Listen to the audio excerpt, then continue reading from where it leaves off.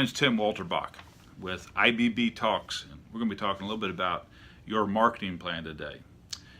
Now, these are just 5 different principles that I've operated by. I've been in business for the last 30 years, and nothing earth-shattering, but just maybe some good reminders of how to get your product out there in the most effective way to increase market share.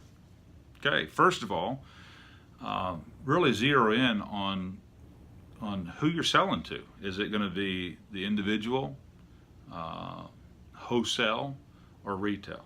And you may be really in all 3 areas, but you know it's always good to analyze and see where your most effective market is, and focus on that. Your high volume maybe, and really. Wholesale is what's most effective for you, or you're better off serviced in a retail outlet or a kiosk or something like that, depending on where you're at in the world, or individuals. Maybe it's just a person-to-person product, a home-based product, a product you can sell online. It's still good to apply the rest of these principles, no matter which one of these are, but really to do the research and find out what is your most effective, and maybe curtail some of the other areas that are not providing as high a rate of return. Second, just know your competition. Real simply, you got to figure out your advantage. How are you going to provide either a superior product or service? There's a number of ways to go about this. Just maybe even buying the product of your customer, maybe doing a little reverse engineering, or a service. Hire the service. If it's a house cleaning service, hire them to come clean your house. Whatever it might be, because unless you have a brand new product, which most of us don't, most of us are just trying to improve upon what's already out there, you can't skip this point. And it's a common mistake to think by just the superiority of your charm or your intelligence, you're going to capture the marketplace. We won't capture it unless we know what's already being offered out there, and figure out a way to increase the business, increase your market share. You're going to have to beat them in service or quality or pricing. You might do this by talking to their customers, analyzing what they like and what they don't like, and you're just looking in all these ways. You're just looking for your opening into the market. 3,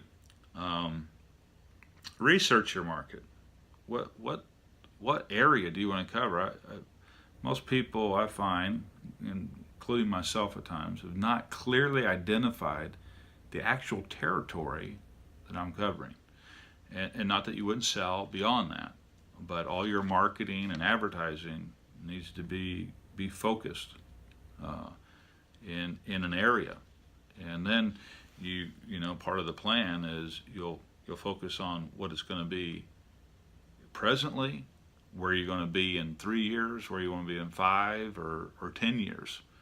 You always want to be pushing against those metrics, that you have goals out there that are guiding you on how to always be improving your market share. Then researching the market through customer surveys, why they should choose you over your competitor, how satisfied are they with the services out there. For example, there's a dry cleaning company that does great work, but they just don't deliver.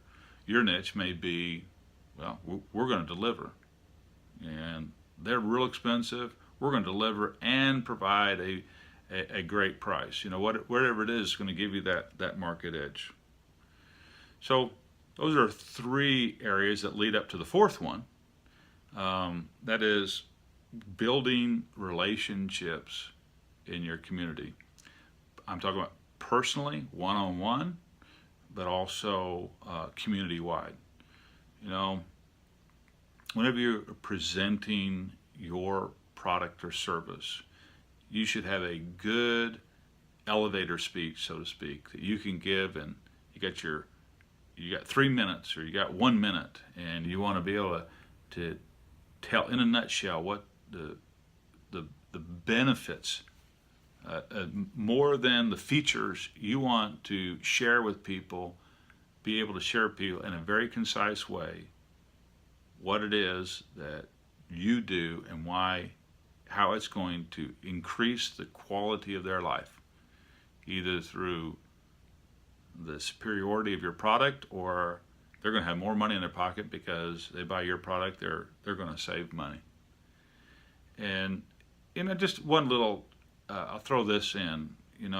Personally, when you're presenting your product or service one-on-one, and you're going into somebody's office, and you walk through their restaurant or you walk through their shop, I always try to find out their interests as I'm walking through, as I'm analyzing their, or the research I've done before, to build that relationship first. Is the best, most solid marketing and relationships are built. Business relationships are built on those personal relationships. And then something really important to consider are the community services that we provide. We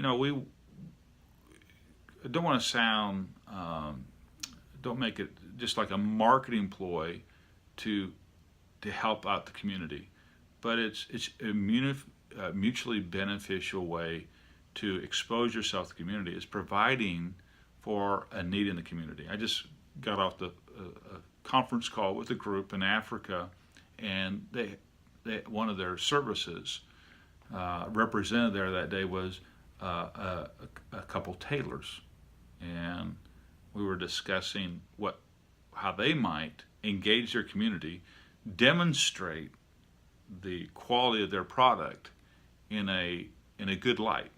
And they came with the idea there was a school that requires uniforms, and there's poor kids that can't afford those uniforms. And it's part of their marketing plan, so to speak, to meet this need. It actually meets the need of somebody and helps them, but it also is an opportunity for them to show, how good of work they do. This all leads up to number 5, advertising. But I'm going to say that for the next video that I'll be doing next week, because advertising is built on good marketing.